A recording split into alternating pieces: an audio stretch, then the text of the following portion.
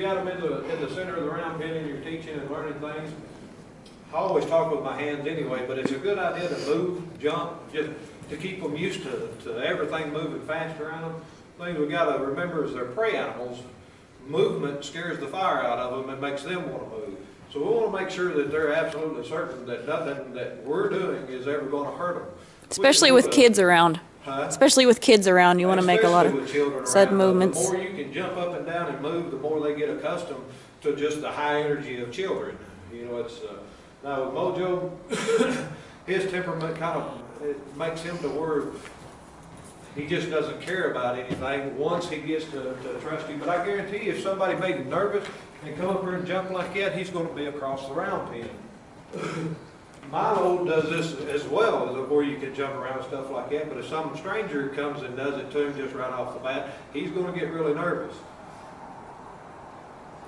Just because they're prey animals. If you've got any place that you can get up higher than them, it's always a great idea. You know, it's just not natural for us to be on their backs to start with to them. And if you can get up higher than they can, that helps you from the saddle, that anything you're going to do from the saddle is not going to affect them. And you can see he's just pretty comfortable with anything you want to do around him, on him.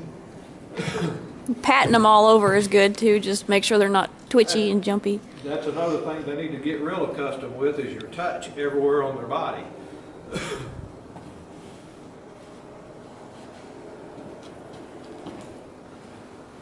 Now, of course, if you've got a young horse that's never been touched or handled a whole lot, you want to do this really slow. And until you and Mojo and Milo as well get, you know, a good, confident relationship with each other, you want to kind of telegraph your moves of what you're going to do. You'll start at the neck, come down their legs, and just rub both of their legs, and just rub them just everywhere on their body. But you want to telegraph kind of what you're doing to them in the first initial get to know you session.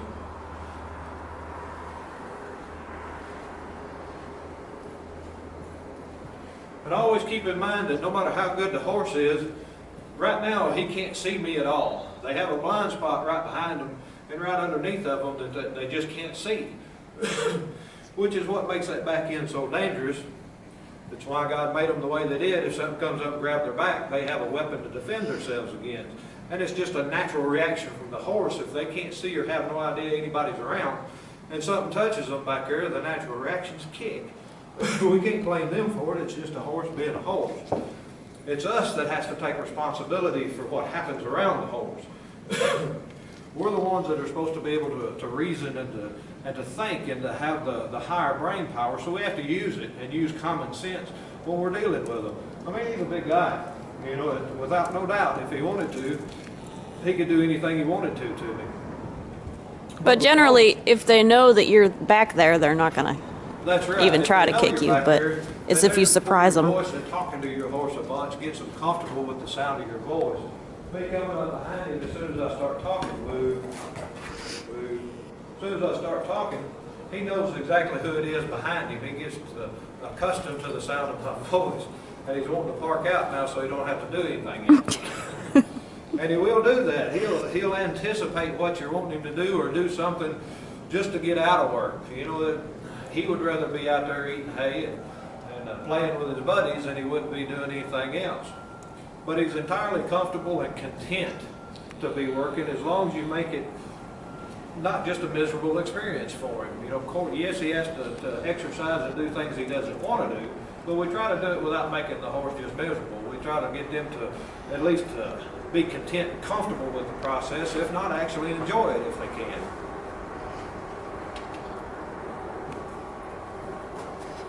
I will go lunge him a little bit without the lunge line on there. Principle's still the same. You want to set your horse up to make the right move. You want to make sure that, and you want to make sure like there he's taking a couple of steps to go ahead and stop him, because you don't want him to go anticipate what you're wanting just by picking the whip up. You want him to wait until you actually give him the commands to move his feet before he's allowed to move.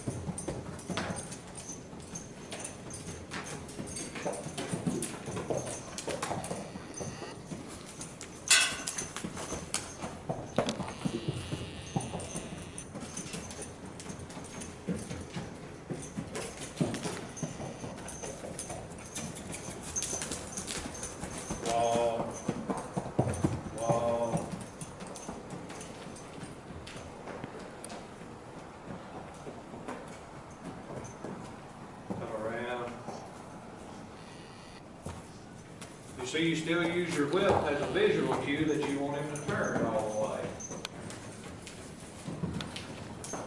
And you don't have to, the whole time he's going around there, you don't have to stand there and hold your arm up pointing the way.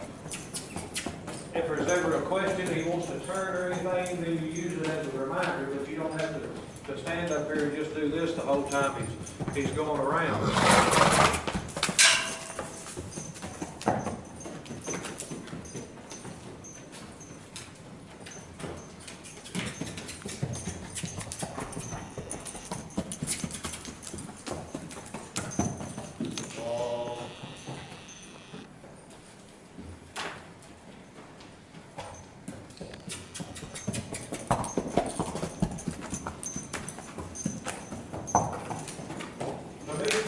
Transition, and I think Aaron agrees, transitions are one of the best things you can do with them. It engages their mind to have to do something different.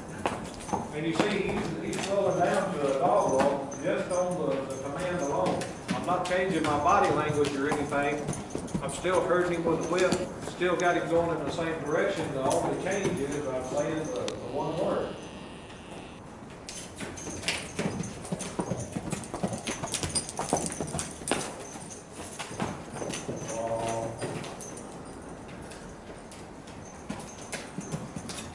And see there, he picked up back here again after I told him to walk. He walked a couple of steps and picked back up. So he's got to go around, and we'll see him around several times there at a pretty good little pace, and we'll ask him again. Give him about 5 minutes.